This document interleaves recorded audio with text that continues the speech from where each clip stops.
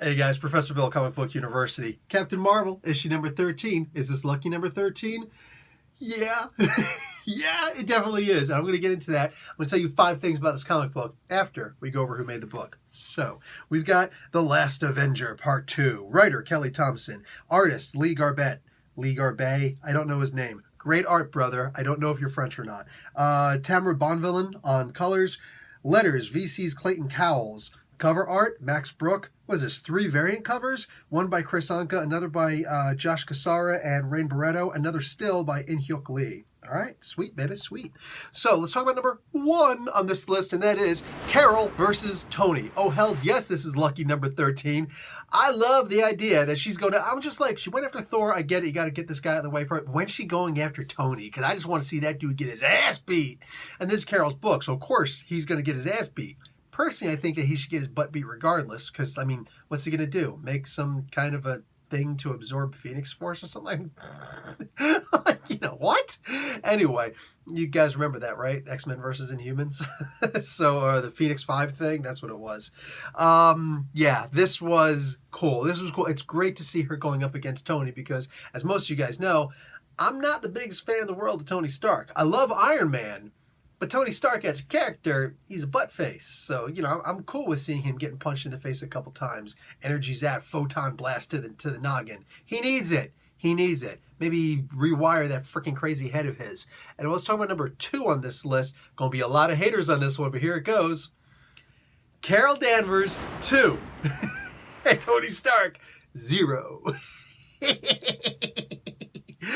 Oh, did I mention I'm not a huge fan of Tony Stark?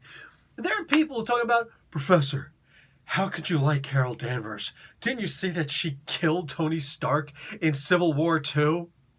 Yeah? Are you trying to make me like Carol Danvers even more? Look, dude, I am not the biggest fan of freaking Tony, all right? Meanwhile, I love the Carol Danvers character. So I don't see what the problem is. We're all different, brah. We're all different. Let's talk about number 3 on this list, and we'll get a little bit serious here. Talk about how everything is revealed. So I'm not here to give spoilers. That's just not what I'm here for, all right? I'm here to try and tell you about the cool things that happen in this comic book to make you want to buy the comic books. This way when you read it, you're like, oh, I remember that cool thing. Whoa, Professor didn't tell me about this stuff. And there's a lot of those moments in here. Carol Danvers has everything, for the most part, revealed in this story. We get to find out who's behind everything. I don't want to pat myself on the back too hard. I might dislocate my shoulder, but I was right. I was right. I'm moving on from here. What do you call it? Forget you. Go check out my last review to understand what I meant by that, my little theory. Turns out I was right. And I didn't cheat on that one. I did cheat in this issue, but I didn't cheat on that one, all right? So we get to see who's actually behind everything, who the Vox Supreme actually is. We get to see all this good stuff, all right? We also get to see how Carol did the things that she did, what she's doing to avoid what she's doing to avoid being spotted by Vox Supreme. We also get to see a return of a character we haven't seen since, well, the New Avengers, was it? Avengers World, I think Avengers World and A-Force. So aside from those 2 books, we haven't seen this character in a while. What a shame. And yeah, we get to find out why Carol's doing what she's doing. This was good. This was fun. This was enjoyable. Let's talk about number 4 on this list, Project Gemini. Do you guys remember the comic book where they first introduced Project Gemini? Part of S.H.I.E.L.D., very important, whole world of possibilities in them, right? I'll tell you right now, you do remember the comic book. It was this one. Yeah. This is the first appearance of Project Gemini. I looked at this and was like, wait, what? And this is the part where I cheated. I actually contacted Miss Thompson and was like, excuse me, I don't call her by phone, but, you know, like, hi. Out of curiosity, have we ever seen Project Gemini before? Because I've never seen the S.H.I.E.L.D. division. I looked it up and everything. I'm getting confused with the actual Project Gemini that happened in NASA and whatnot. What up? She's like, nah, I made it up. Yes! Because that is what comic book creators do. They create. Instead of always using the same old stuff that we've seen a billion times before, let's actually make some new stuff. Let's actually get some character development, some world building, right? We just built the world a little bit more. And think about it. all the possibilities of what this so-called defunct, this supposedly defunct Project Gemini was supposed to be. Carol Danvers said, nuke it from space. Yeah, they didn't. In fact, they did the exact opposite. So now the question is, what else can Miss Thompson do with Project Gemini? Anyway, finally, number 5 on this list. You guys want to see the cover for the next issue?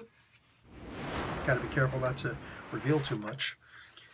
Oh, she's got to be fighting against the She-Hulk. Now, with the She-Hulk's ability to absorb stuff, this is a brand new thing, to absorb and redirect gamma energy and blah-de-blah-de-blah and stuff like that, which I'm not a huge fan of. I'm not a huge fan of, or I'm not particularly fond of that. That's what happens when you say 2 sentences at once. This could still be a fun fight, because how did Carol win this and the previous fight? So if we're doing the same thing here, I wonder. Anyway, I do want to point out one more thing before I go. And I got to be really careful on this one to not reveal the final page, but the post-final page. This is the letters section from this book.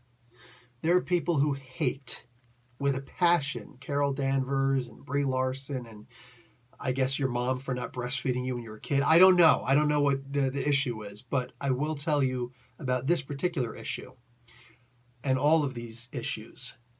Of all the letters pages that I see week after week after week, and y'all know, I review a lot of comic books. There is no letters page that is filled with more love for a single character than the Carol Danvers Captain Marvel books. And it doesn't matter if Kelly Thompson's writing them or Kelly Sue DeConnick's writing them or your non-breastfeeding mom wrote them. The fact of the matter is that I've never seen a letters page filled with as much love and obvious inspiration from a single character before.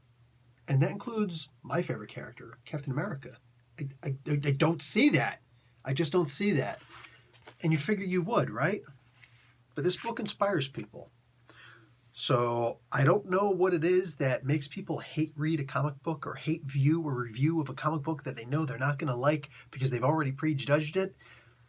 But maybe, for once, actually think about the children. Because this inspires a lot of people. It's not just kids. People. Human beings. All right? Maybe some demi-humans out there also. They play Dungeons & Dragons. They wear elf ears. Anyway, the point is, this book inspires a lot of people. All right? So, whatever the hate, seriously, I don't know how to fix it. But it does need to be fixed. Love you guys. Most of you guys.